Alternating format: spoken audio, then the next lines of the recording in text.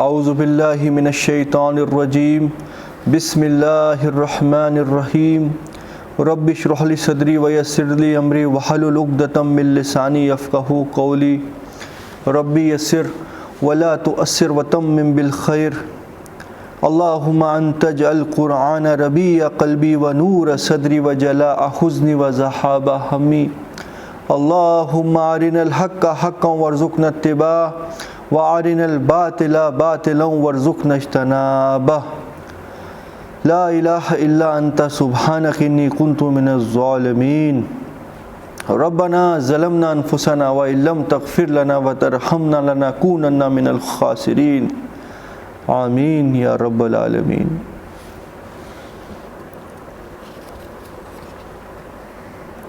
وَلَقَدْ أَرْسَلْنَا نُوحًا إِلَىٰ قَوْمِهِ فَلَبِثَ فِيهِمْ أَلْفَ سَنَةٍ إِلَّا 50 عَامًا فَأَخَذَهُمُ الطُّوفَانُ فَهُمْ ظَالِمُونَ فَأَنْجَيْنَاهُ وَأَصْحَابَ السَّفِينَةِ وَجَعَلْنَاهَا آيَةً لِلْعَالَمِينَ۔ سورۃ العنکبوت آیت نمبر 14 سے آج ہم اللہ تعالیٰ کا نام لے کے سمجھنے کی کوشش کریں گے، اور یہاں پہ اللہ تعالیٰ فرما رہے وَلَقَدْ أَرْسَلْنَا نُوحًا إِلَىٰ قَوْمِهِ، اور بے شک ہم نے بھیجا نوح کو اس کی قوم کی طرف، فَلَبِثَ فِيهِمْ أَلْفَ سَنَةٍ إِلَّا 50 عَامًا، اور ہم نے اسے مبعوث کرے رکھا اس کی قوم کی طرف 950 برس۔ فَأَخَذَهُمُ الطُّوفَانُ، مگر وہ جو قوم تھی وہ جب سدھری نہیں تو آن پکڑا ان کو طوفان نے۔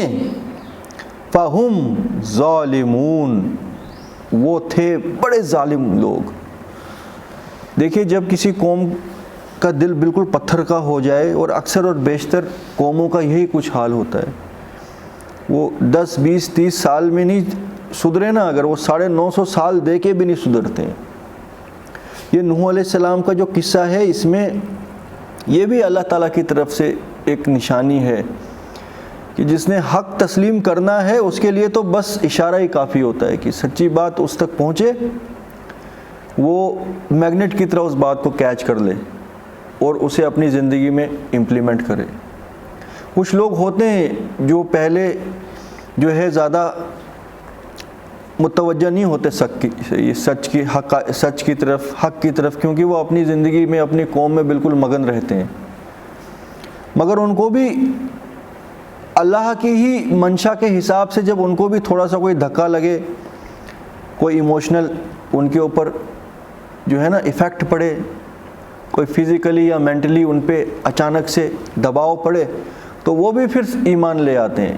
مطلب وہ بھی چند سالوں کے اندر جیسے ہم نے نبی کریم صلی اللہ علیہ وسلم کے دور میں دیکھا، حضرت عثمان، حضرت عمر رضی اللہ عنہ، حمزہ رضی اللہ عنہ، حضرت حمزہ، وہ سٹارٹنگ میں وہ نبی صلی اللہ علیہ وسلم سے بڑے اٹیچ تھے، رشتہ داری بھی تھی، غالباً ان کے کزن تھے، چاچا تھے، نبی کریم صلی اللہ علیہ وسلم کے چچا تھے، تو مگر وہ اپنی دنیا میں مست تھے، وہ شکار کرتے تھے اور یہ بڑے بہادر تھے، اپنی قوم کی طرف بھی زیادہ توجہ نہیں ہو دیتے تھے، وہ اپنے کاموں میں مست ہوتے تھے۔ ہوتے نا کچھ لوگ بالکل مست ٹائپ کے، بہادر، کسی معاملے میں پڑتے نہیں تھے، تو وہ بھی 6-7 سال تک ایمان نہیں لائے، کیونکہ ان کو پتہ ہی نہیں ہے کہ چل کیا رہا ہے۔ مگر جیسے ہی پھر وہ ایک موقع ملا، اللہ کی طرف سے وہ شکار کر کے واپس آ رہے تھے، تو کسی نے کہہ دیا کہ تمہارے بھتیجے کو ابو جہل نے ابو لہب نے بڑا ستایا اور دھکا دیا، تو ایک دم وہ ان کے وہ مومنٹ بن گئی، جب ان کی زندگی بالکل ٹلٹ ہو گئی ایموشنلی، ان کو اللہ تعالیٰ نے ایسا ذہن کے اندر وہ دباؤ پڑ گیا کہ ایسی ہمت ابو لہب کی کہ میرے بھتیجے اتنے شریف النفس بھتیجے کو اس نے ستایا اور دھکا دیا۔ تو وہ پھر جا کے ابو لہب کو اپنا وہ جو ہوتا ہے نا جس سے شکار کرتے ہیں وہ جو وہ تیر کمان، اس سے پٹاخہ مار دیا پوری قوم کے سامنے, اور کوئی آگے نہیں آ سکا کیونکہ ان سے سب ڈرتے تھے. اور اسے کہا کہ جا میں بھی ایمان لاتا ہوں محمد پہ صلی اللہ علیہ وسلم, میں بھی اسی کے دین کو فالو کرتا ہوں. ابھی پتہ بھی نہیں ہے کہ دین کیا ہے, مگر بولنے کی بات ہے کہ جو بھی شریف قسم کے لوگ, ضمیر والے لوگ, ان کو ٹائم لگ سکتا ہے ایمان لانے میں, مگر چند سالوں میں وہ بھی لے آتے ہیں. مگر جو تب بھی ایمان نہ لائے, ڈیکیڈ بیت گئے, صدیاں بیت گئی, تو پھر وہ اگر ان کو 10,000 سال کا بھی موقع دیا جائے وہ ایمان لانے والے نہیں ہیں. ویسی ہی قوم تھی نوح علیہ السلام کی قوم. تو اللہ تعالیٰ فرما رہے ہیں اور ہم نے نوح کو اس قوم کے اوپر ذمہ دار بنایا, مبعوث کیا 1000 سے 50 سال کم, یعنی 950 سال. یہاں سے یہ پتہ لگتا ہے کہ نوح علیہ السلام کا جو دور تھا یہ پری ہسٹورک ٹائم ہے, یہ ریکارڈڈ ہسٹری کے اندر نہیں ہے. اس وقت نوح علیہ السلام کی زندگی جو ہے وہ کتنی لمبی ہوگی کہ 950 سال خالی انہوں نے دعوت دی. وہ تو جوان بھی ہوئے, تو وہ جوانی کا فیز بھی اس میں انکلوڈڈ ہے یا نہیں ہے اللہ عالم, مگر نبوت اصل میں تو شروع ہوتی ہے وہ اپنی میچورٹی کے بعد, جیسے نبی کریم صلی اللہ علیہ وسلم کو 40 سال کے بعد نبوت دی گئی تھی, اور 23 سال نبی کریم صلی اللہ علیہ وسلم مبعوث ہوئے اس آخری انسانیت کے جو طبقے کے اوپر, جن کے پرائمریلی نبی کریم صلی اللہ علیہ وسلم کی امت تھے عرب کے لوگ, اور پھر پوری کی پوری انسانیت, ٹوٹل 23 سال.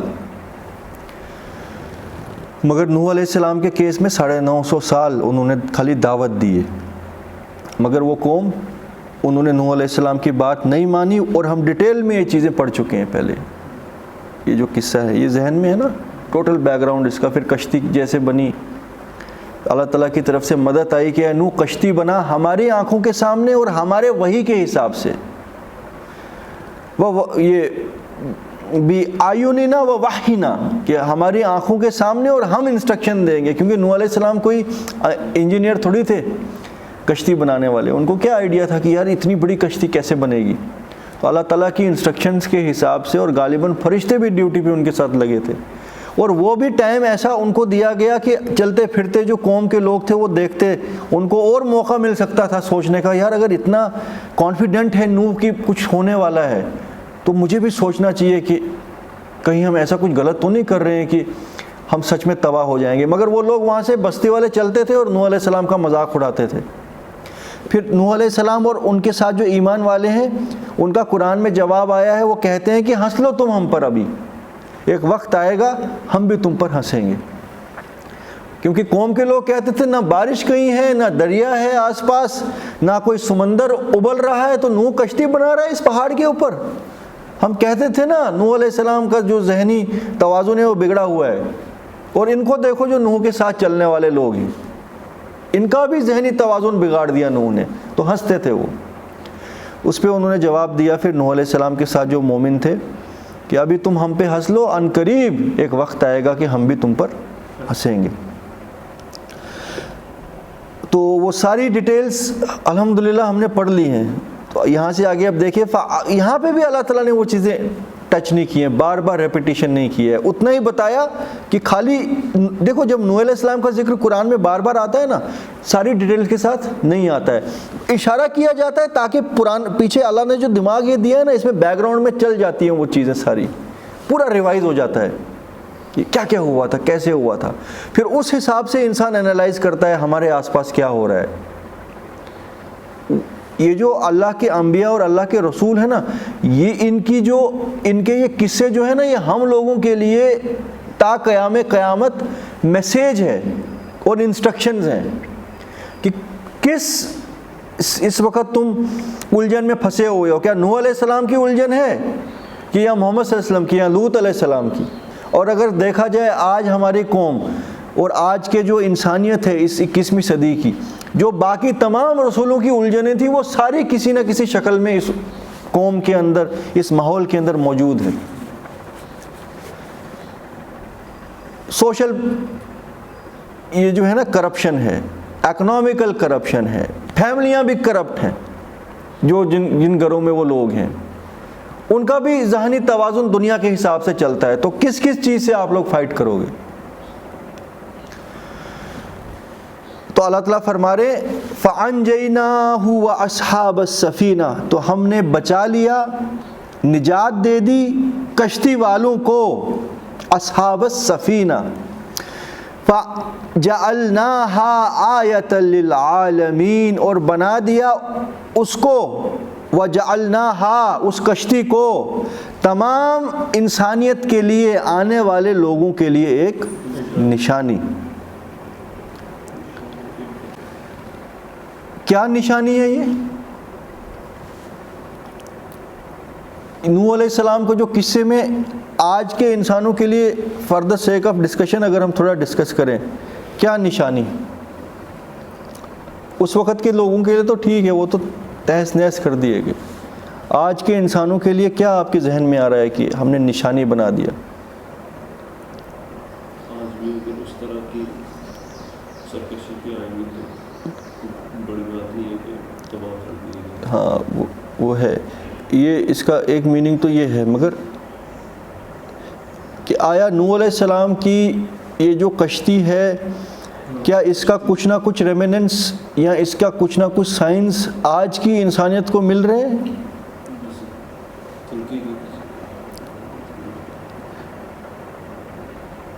ایک تو اس کا جو ہے نا باقی قرآن کے مطالعہ کے حساب سے یہ میننگ تو ہے کہ جن قوموں نے اللہ کے رسولوں کو جھٹلا دیا ان کو اللہ کی طرف سے بہت بار بہت موقع بھی دیا گیا، مگر 950 سال کا ذکر اور کہیں نہیں ہے۔ اس قوم کو 950 سال بعد بھی پھر اسی عذاب کا مزہ چکھنا پڑا کہ جس کا یہ انکار کر رہے تھے، مطلب دیر آئے مگر آئے گا ضرور عذاب اللہ کا۔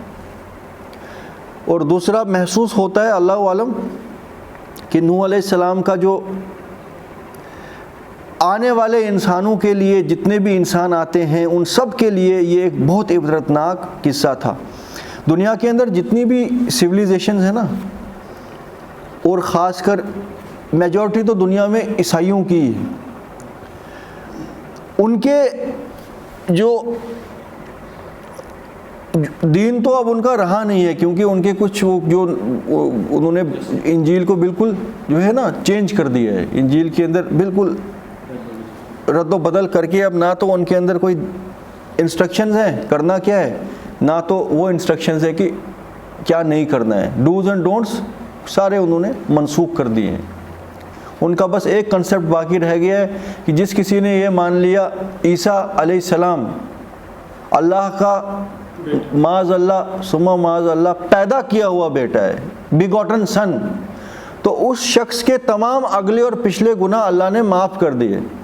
کیوں؟ کیونکہ اللہ کا بیٹا جب دنیا میں آیا، اپنا ایک لوتا بیٹا اللہ کا، استغفر اللہ، اور وہ بیٹے کا مطلب وہاں ان کا یہ ہے کہ معاذ اللہ اللہ کا بایولوجیکل بیٹا دنیا میں آیا، اور دنیا کے تمام گناہوں کی وجہ سے اس نے اپنے آپ کو ہی کفارہ بنا دیا کہ میں ہی سولی پہ چڑھ جاؤں گا، تم سب انسانوں کے گناہ لے کے میں اپنے اندر سنبھالوں گا۔ وہ نہیں، وہ بولتے ہیں وش کا پیالہ پی لیا، یہ نان مسلمز میں بھی ہے، یہ ہندو مت کے جو لوگ ہیں یہ بھی کہتے ہیں کہ ان کا وہ جو شیو بھگوان تھا اس نے جی وش کا پیالہ پی لیا۔ تو یہ آئیڈیالوجی دونوں تھوڑی ڈیفرنٹ ہوں گی، مگر یہ کہ وہی کچھ وہ بھی کہ گناہوں کے یہ جو بوجھ جو تھے پوری دنیا کے انسانوں کے، وہ عیسیٰ علیہ السلام لے کے سولی پہ چڑھ گئے، یعنی تمام سن جو تھا انہوں نے وہ پی لیا۔ اب جو بھی انسان بس یہ مان لے کہ عیسیٰ ابن مریم اللہ کا بیٹا ہے، وہ کامیاب ہو گیا، کرنا کچھ نہیں ہے، رکنا کسی چیز سے نہیں۔ اس طریقے سے پوپ نے منسوخ کر دیا یہ جو عیسائی دھرم تھا، جو اپنے آپ کو عیسائی کہتے ہیں، مگر ان کے اندر بھی نوح علیہ السلام کا قصہ کسی نہ کسی شکل میں موجود ہے۔ انجیل کو بار بار بدلنے کے بعد، بائبل کی الگ الگ یہ جو ہے سیریز نکالنے کے بعد، ورژنز نکالنے کے باوجود نوح علیہ السلام کا قصہ موجود ہے، اور ان کو ڈیٹیل کے ساتھ بتایا گیا ہے کہ جس کو وہ کہتے ہیں دا نوآز آرک، نوح کی کشتی، جو لوگوں نے نہیں مانا اور وہ ہلاک کر دیے گئے۔ دوسرا اس کا یہ بھی ہے میننگ کہ نوح علیہ السلام کی کشتی کے جو ریمیننس ہیں وہ قیامت تک کے لیے جوڑی پہاڑ کے اوپر اللہ نے چھوڑ دیے، تو جا کے دیکھ لو۔ تو ایسے کچھ سیٹلائٹ ویوز میں، ایسے سیٹلائٹ امیجز میں ٹرکی کے ایریا میں جو جوڈی پہاڑ ہے، جوڈا ماؤنٹین، وہ ٹرکی میں ہے آج، اس کے ٹپ کے اوپر ایسی کوئی کشتی کا، اب کشتی تو بالکل گل گئی ہے، وہ لکڑی کی بنی ہوئی تھی، مگر اس کے آس پاس کے فاسلز کچھ نہ کچھ محسوس ہوتے ہیں، مگر اس کی طرف دھیان کون دے گا؟ دھیان تو وہی دے گا نا کہ جس کو کچھ نہ کچھ خدا کا خوف ہے کہ اس نے کوئی، اس کے پاس جانا ہے، اس نے دنیا میں کچھ رسول بھیجے تھے۔ تو دیکھو کس طریقے سے اللہ تعالیٰ، اب جب اللہ تعالیٰ ہمیں بولے نا زمین اور آسمان کی تخلیق کو دیکھو، یہ ہمارے دماغ پہ زور ڈالنا ہے کہ یہ سورج اتنا بڑا بلب آسمان میں کس نے فٹ کیا، جس کے اندر سینکڑوں ٹن فیول جل رہا ہے ہر سیکنڈ میں، سینکڑوں بھی نہیں ہم بول سکتے ہیں، پتہ نہیں کتنے خربوں ٹن، جس کی وجہ سے ہیٹ ایسی آ رہی ہے کہ برابر طور پر وہ تاپ رہی ہے اس زمین کو، نہ تو زیادہ نہ تو کم۔ یہ مطلب ہے، ذرا غور کرو کیسے، پھر زمین کے اندر واٹر سائیکل کیسے بن گیا۔ زمین کو کبھی تم فوٹو باہر سے دیکھو سیٹلائٹ کا، کیا خوبصورت پانی اس کے اندر ہے، کیا ہریالی ہے، کیا پرفیکشن ہے، اس کے اوپر اوزون لیئر ہے، اس کے اوپر اسٹریٹوسفیئر ہے، پتہ نہیں کون کون سی اسفیئر ہے کہ جس کی وجہ سے لائف پاسبل ہے اس کے اوپر۔ چاند کے اوپر جب سائنسدان جاتے ہیں نا، ان کو وہ کوئی 10-15 کروڑ کی اپنے اوپر شیلڈیں لگانی پڑتی ہیں، پھر جا کے وہ سولر لائٹ سے بچتے ہیں۔ یہاں ہمارے پاس کون سی شیلڈ ہے؟ یہاں پہ بیچارے مزدور اور یہ بیچارے ننگے کام کر رہے ہوتے دھوپ میں، کپڑے لگانے کے لیے نہیں ہو، سرمایہ داروں نے ان کا خون چوسا ہوا ہے، کوئی شیلڈ نہیں ہے، تو 20 کروڑ کی شیلڈ لگا کے وہ کام کرتے پھر ایسٹروناٹ والا، اگر اللہ تعالیٰ نے اس کرے کے اوپر وہ پروٹیکشن نہیں ڈالی ہوتی۔ کیسے یار، ہاؤ از اٹ پاسبل؟ یہ کوئی ایک چیز ہے کہ جس کے اوپر غور نہیں کرے تو اسکپ ہو گئی، چلو بات ختم۔ فَبِأَيِّ آلَاءِ رَبِّكُمَا تُكَذِّبَانِ، اللہ کی کس کس چیز کو تم جھٹلاؤ گے؟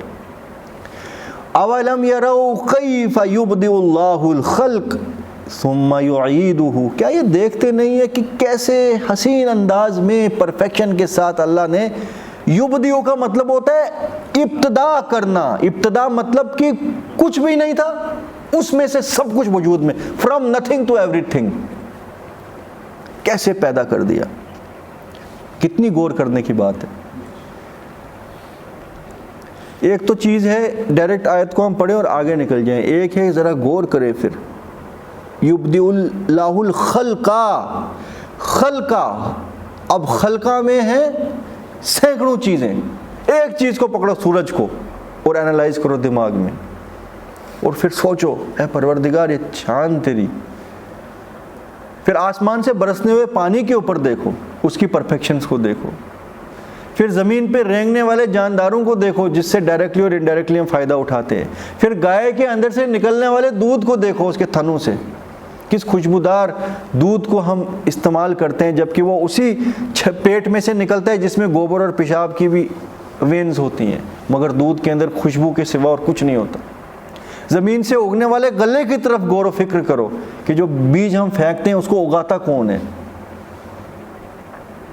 ایک بیج کے اندر پورا پورا پیڑ چھپا ہوا ہوتا ہے، ایک آم کی جو گٹلی ہے اس کے اندر سے پورا آم کا پیڑ برآمد ہوتا ہے، اور اس میں ہزاروں ٹن کے حساب سے پوری زندگی میں آم نکلتے رہتے ہیں۔ یہ کیا فارمولے ہیں؟ یہ جو بولتے ہیں نا matter cannot be created nor be destroyed, سائنسدان یہ کہ ایک بیج سے اتنا میٹر، اوہ یہ کیا ہے؟ اللہ کی شان ہے۔ ایک ایک چیز کے اوپر غور و فکر کرو۔ ثم یعیدہ، یہ تو غور و فکر کرو، مگر پھر اڑیل لوگو یہ بھی جان لو تمہیں وہ دوبارہ پیدا کر کے رہے گا۔ ان ذالک علی اللہ یسیر، یہ کوئی مشکل کام اللہ کے لیے نہیں ہے۔ تم یہ نہیں سمجھو کہ کیسے پیدا کرے گا ہمارے باپ دادا پردادا لکڑ دادا کو، وہ تو گل بھی گئے ہوں گے ابھی مٹی میں، یہ تم چھوڑ دو، یہ تمہارا ڈومین نہیں ہے۔ اللہ کے نزدیک یہ بہت آسان ہے۔ جو زمین اور آسمان کو پیدا کر سکتا ہے اس کی وسعت کے بارے میں ہم ایکسپلین نہیں کر سکتے، اتنی زیادہ وسیع ہے یہ زمین اور آسمان ہمارے کمپیریزن میں۔ یہ اس کے اوپر ریسرچ کرنے والا جانتا ہے۔ جب ہم ان کی باتیں سنتے ہیں نا منہ کھلے کا کھلا رہ جاتا ہے، کیا چیز کتنی بڑی ہے۔ تو اس کے لیے تمہیں ایک بار پیدا کر دینے کے بعد دوبارہ پیدا کر دینا کوئی مشکل کام ہوگا؟ ایک بار تو کیا ہی ہے نا. قُلْ سِیرُوا فِی الْأَرْضِ فَانْظُرْ کَیْفَ پھر سے بولا گیا ہے، دوبارہ بلایا جا رہا ہے کہ زمین اور آسمان کی نشانیوں کی طرف دیکھو. قُلْ سِیرُوا فِی الْأَرْضِ، جیسے آپ پہاڑیاں گھومنے گئے تھے، ہے نا، یہاں پہ حکم ہے گھومو تھوڑا اگر ہے موقع، زمین اور آسمان کی تخلیق کو دیکھو، اللہ نے کیسے یہ سب کچھ چیز پیدا کی ہے. قُلْ سِیرُوا فِی الْأَرْضِ، سیر کرو زمین اور آسمان کی، فَانْظُرْ، اور دیکھو، کیف بدأ الخلق، کہ اللہ نے کیسے اتنے بھاری بھرکم پہاڑ اور سمندر اور جاندار پیدا کر دیے. ثم اللہ ينشئ النشأة الآخرہ، پھر اللہ اٹھائے گا اٹھانا آخرہ، پھر آخرت کے اندر دوبارہ تمہیں پیدا کیا جائے گا. ان اللہ علی کل شیء قدیر، کیوں؟ اللہ ہر چیز کے اوپر اقتدار ہے. اللہ there is nothing impossible for اللہ رب العالمین. اللہ ہر چیز کے اوپر اتھارٹی رکھتا ہے، وہ ہر چیز کر سکتا ہے. دیکھو بہت سے ہوتے ہیں نا زیادہ انٹلیکٹ اپنے آپ کو سمجھنے والے لوگ، وہ ہر چیز کا ایک یارڈ سٹک طے کرتے ہیں کہ وہ اللہ کو بھی یارڈ سٹک سے دیکھیں گے، جی اللہ کیا کر سکتا ہے اور کیا نہیں کر سکتا ہے. اللہ کیا کر سکتا ہے یہ تم چھوڑ دو، تمہارے دماغ کے باہر کی بات ہے. بس یہ جان لو وہ ہر چیز پر قادر ہے. اس کو یہ جو ہے نا اعلیٰ کلی شین قدیر، یہ ہماری پناہ گاہ ہے جہاں سے ہم تھوڑا سا اپنے چھوٹے دماغوں کے حساب سے سمجھ سکیں کہ اللہ کیا کچھ کر سکتا ہے، اللہ کی طاقت کتنی ہے. ہمارے لیے اس چیز کو میجر کرنا، اس طاقت کو، امپاسبل ہے. بس اتنا جان لو ہر چیز پر قادر ہے، بات ختم.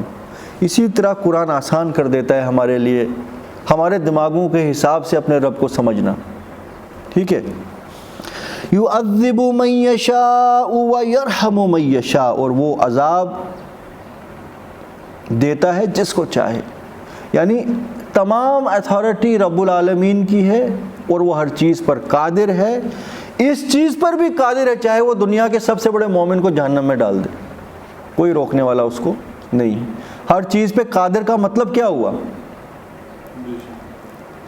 تو وہ جس کو چاہے عذاب عطا کرے اور جس کو چاہے رحم دے. اس کو کوئی نہیں بول سکتا میں جی ایک ٹانگ پہ کھڑا رہا پوری زندگی تو مجھے جہنم میں ڈال دیا، یہ عیاشیاں کرتا رہا اس کو جنت میں ڈال دیا. ہاں بٹ نیچرل اللہ تعالیٰ کا ایک جو ہے نا ایٹریبیوٹ، اس کا ایک اسماء حسنہ، وہ ہے العادل، وہ عدل کرنے والا ہے. مگر اس کا مطلب نہیں ہے کہ وہ اگر اس کی حکمت میں عدل کے علاوہ کچھ ہو وہ نہیں کر سکتا. کر سکتا ہے مگر کرے گا نہیں. کر سکتا ہے. آپ کو پتہ ہے پچھلے زمانوں میں جو زیادہ سر پھر جاتا ہے نا انسان کا، بڑے بڑے اپنے آپ کو مفسر کہنے والے اور بڑے بڑے دین کے اپنے علماء کہنے والے نا، یہ بادشاہوں کے درباروں میں، اکبر بادشاہ کی دربار میں اور ادھر سب ادھر بحثیں چلتی تھی، کیا اللہ کوئی ایسا پتھر بنا سکتا ہے جس کو وہ اٹھا نہ سکے؟ کیا اللہ جھوٹ بول سکتا ہے؟ اچھا کوئی بولے نہیں بول سکتا تو اللہ کلی شین قدیر نہیں. دیکھو جب اصل دین سے منہ پھرتا ہے نا اس کے بعد کن جا کے کینسروں میں انسان پڑتا ہے. اچھا کوئی بولے نہیں بول سکتا، اس کا مطلب کیا ہے؟ اس کا مطلب اللہ کلی شین قدیر نہیں ہے نا. اچھا بول سکتا ہے تو معاذ اللہ اللہ کی توہین ہو گئی. یہ بحثیں ہیں وہ جو محمد علی مرزا ڈسکس کرتا ہے، یہ والی بحثیں، یہ ہے کوئی ان کا ریلیونس؟ اچھا پھر ایک بحث جیسے وہ اللہ کوئی ایسی چٹان بنا سکتا ہے جو وہ خود نہ اٹھا سکے. دیکھو ہمارے لیے الحمدللہ یہ چیزیں کوئی معنی نہیں رکھتی، مگر جن لوگوں کے دماغ کے اندر خناس ہوتا ہے نا شیطان کی طرف سے، ان کے لیے یہ کھانا ہے ان کے خناس کا. This is their food and glucose. سمجھ رہے ہو؟ ایسی چٹان نہیں بنا سکتا اگر وہ جو نہ اٹھا سکے وہ اللہ کلی شین قدیر نہیں ہے. نہیں اگر بنا سکتا ہے جو وہ نہ اٹھا سکے پھر بھی اللہ کلی شین قدیر نہیں. کیا جواب ہوگا اس کا؟ یہاں پہ آ گیا کلیئر کٹ. قرآن پروٹیکشن ہے. بات فرما دے ان اللہ علی کل شیء قدیر, اللہ تعالیٰ ہر چیز پر قادر ہے. سمجھ رہے ہو؟ کہیں دماغ تو نہیں چل پڑا بنا سکتا ہے کہ نہیں؟ اگر چل پڑا تو سمجھو کہ تو کیا اس کا اب ہم ایز اے اسٹوڈنٹ آف قرآن اگر کوئی آپ کو یہ پوچھ لے کیا جواب دو گے کہ کیا اللہ جھوٹ بول سکتا ہے؟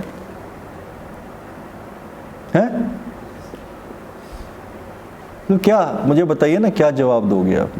جیسے کوئی لے مین کوئی ایتھسٹ ہے وہ آپ کو پوچھتا ہے کہ اللہ جھوٹ بول سکتا ہے, کیا جواب دو گے؟ بتاؤ نا. تو وہ ہر چیز پہ قادر تو ہے لیکن اس کی صفات میں یہ نہیں. مطلب بول وہ سکتا ہے مگر بولے گا نہیں, اس کی شان ہی نہیں ہے, مگر اگر چاہے تو بول سکتا ہے. یہ دیکھو نا یعذب من یشاء, جس کو چاہے عذاب دے دے, چاہے دنیا کا سب سے بڑا مومن ہو اس کو اٹھا کے جہنم میں ڈال دے, اور دنیا کا سب سے بڑا پاپی جو ہے, آج تو میکسیمم پاپی ہیں, ان ساروں کو جنت میں ڈال دے. جیسے جی ان کی آئیڈیا ہیں, دل صاف ہونا چاہیے, باقی چاہے ڈانس کرو, ناچو گاؤ, نماز کی کوئی ضرورت نہیں ہو سکتا ہے. قلم اللہ کے ہاتھ میں, انسان مولوی کے ہاتھ میں تھوڑی فتویٰ لگا دے گا تو کافر ہے. تو مگر باقی قرآن کی وہ دلالتیں کہا گئی, کیا میں فاجروں کو اور فاسقوں کو کر دوں گا برابر ان کے جو پیٹ کاٹ کاٹ کے اللہ کے راستے میں اپنی زندگی گزارتے رہے؟ لیسو سوا, یہ دونوں برابر نہیں ہیں. کیسے حکم لگاتے ہو, کتنے بیوقوف ہو کہ تم سمجھتے ہو میں فاسقوں کو مومنوں کے برابر کر دوں گا, مگر کر سکتا ہوں. اچھا اللہ ایسی چٹان بنا سکتا ہے جو اٹھا نہ سکے؟ اس کا بھی بتا دو جواب. بنا سکتا ہے, جب وہ چاہے گا نہیں اٹھانا تو نہیں اٹھائے گا, جب چاہے گا اٹھانی ہے تو اٹھائے گا, ہے نا, بات ہی ختم. اللہ نہیں چاہا کہ میں اس کو نہیں اٹھاؤں تو نہیں اٹھائے گا, پلک جھپکتے چاہو اب اٹھا لوں تو اٹھا لے گا, بات ختم. علی کل شیء قدیر. تو کیسے ان الجھنوں میں کوئی پھنس سکتا تھا یار؟ مطلب اس کا مطلب کہ قرآن کے اوپر کوئی نظر تھی ہی نہیں, یہی تھے پکے, انہی کے اندر جانیں اپنی گلا رہے تھے. جیسے یہاں آ گیا یعذب من یشاء, جس کو چاہے عذاب دے اور جس پہ چاہے رحم کر دے. وَإِلَيْهِ تُقْلَبُونَ, اور تمہیں لوٹ کر اسی کی طرف جانا ہے. وَمَا أَنْتُمْ بِمُعْجِزِينَ فِي الْأَرْضِ, اور تم ہرگز اس کو عاجز نہیں کر سکتے زمین میں. وَلَا فِي السَّمَاءِ, اور نہ ہی آسمانوں میں. تم اپنے جیٹ انجن بنا کے, راکٹ فیول بنا کے آسمانوں میں بھی اللہ تعالیٰ کو ہرا نہیں سکتے. ابھی جا کے پھنسی ہے نا وہ آسمان میں, اس کو لانے والا کوئی نہیں ہے. آسمان میں کہاں پھنسی ہے؟ 400 کلومیٹر یار. انٹرنیشنل اسپیس اسٹیشن کہاں ہے؟ یہ زمین ہے, اگر دیکھا جائے اس زمین کے ساتھ ٹچ ہے, تھوڑا دور سے اگر دیکھو وہاں جا کے پھنسی. اگر چاند سے دیکھو گے لگے گا یہ 1 سینٹی میٹر دور ہے, وہاں سے لانے والا کوئی نہیں ہے. وہ سوکھ رہی ہوگی ادھر کہ مجھے بچائے گا کوئی کہ نہیں, مگر یہ بچا نہیں پا رہے ہیں. اتنی کیپیسٹی پہ اقتدار یہ نہیں رکھتے ہیں. تو پھر ذرا انٹرنیشنل اسپیس اسٹیشن اور ارتھ کے ڈسٹینس کو میجر کرنا ذرا چاند کے ساتھ, پھر پلانٹس کے ساتھ, پھر سورج کے ساتھ, اس کے بعد ملکی وے گلیکسی. ان کا اقتدار تو اپنے چیز کے اوپر نہیں ہے, تو یہ کیا کرے گا کسی کے اوپر اقتدار؟ مگر جن کے دلوں میں محلے بولیں گے انسان آج کیا یار چاند کے اوپر پہنچ گیا, اسپیس اسٹیشن ہے, پتہ نہیں کیا ہے وہاں, کرتے کیا ہے جا کے یار؟ ادھر آج تک کچھ لے کے آئے ہیں انسانیت کے لیے فائدے کی چیز؟ خربوں روپے کا ریسورس لگا ہے کہ خالی 400 کلومیٹر اوپر جانا ہے, ادھر بیٹھنا ہے, دیکھنا ہے زمین اور آسمان کو. نہ تو یہ بادلوں کو روک سکتے ہیں, نہ ہواؤں کو روک سکتے ہیں, نہ کسی جو یہ بولتے ہیں گلوبل وارمنگ کو ہم اوپر سے روک کچھ ہی نہیں کر سکتے ہیں. ان کی حیثیت کیا ہے؟ اوپر جا کے بیٹھا ہے وہ آکسیجن وہاں لگا کے, تو کھانا جا رہا ہے یہاں سے. مطلب جو چیز ہنی یہاں ملے گا $1 کا, وہ جہاں پہ $10 لاکھ کا پہنچتا ہے اوپر, وہ پیسہ سارا ان غریبوں کا اور انسانوں کا, نارمل لوگوں کا چوس کے وہ ٹیکس کی شکل میں وہ لے کے اوپر جا کے وہ ہنی چاٹنے. پھر دکھاتے ہیں ہنی آسمان میں اڑتا ہے. یہی کرتے ہیں نا. تو مطلب حاصل کچھ نہیں. تو ولا فی السماء، نہ تو تم آسمانوں تو بہت بڑی بات ہے، یہ تو کچھ ہی، یہ میں ایگزامپل دے رہا ہوں نا، یہ یہیں کی بات ہے، یہ پڑوس. وما لکم من دون اللہ من ولی ولا نصیر، اور تمہارے لیے اللہ کے سوا نہ تو کوئی حمایتی ہے اور نہ ہی مددگار. یعنی کیا میں کیا بتا رہا ہوں، کوئی بچانے والا نہیں ہے ان کو. جبکہ گئے تھے اپنے حساب سے کہ ہم جی اپنے اسپیس شٹلوں میں جا رہے ہیں، اب بچانے والا رب کے علاوہ کوئی نہیں ہے، کوئی دنیا کی ٹیکنالوجی نہیں بچا سکتی. تو یہ ہم جان لیں، وَمَا لَكُم مِّن دُونِ اللَّهِ مِن وَلِيٌّ وَلَا نَصِيرٌ، اور کوئی نہیں ہے تمہارے لیے اللہ کے سوا نہ تو حمایتی نہ مددگار. تو اللہ کے سوا کسی اور کو اپنا مشکل کشا اور حاجت روا اور مددگار اور وفاداری اللہ کے سوا اور کسی سے مت کرو، وہ نہیں بچا سکے گا. بچانے والی ذات بس رب العالمین کی. سبحان اللہ و بحمدہ، سبحان اللہ العظیم. اللہم صلی اللہ سیدنا محمد وعلی آل سیدنا محمد کما صلیت علی ابراہیم وعلی آل ابراہیم انک حمید مجید. اللہم صلی اللہ سیدنا محمد و اصحاب سیدنا محمد و بارک وصلوا علیہم. اللہم آنس وحشتی فی قبر. اللہم ارحمنی بالقرآن العظیم واجعلہ لی اماما و نورا و ہدا و رحمہ. اللہم ذکرنی منہ ما نسیت وعلمنی منہ ما جہلت وارزقنی تلاوتہ آناء اللیل و آناء النہار واجعلہ لی حجتا یا رب العالمین.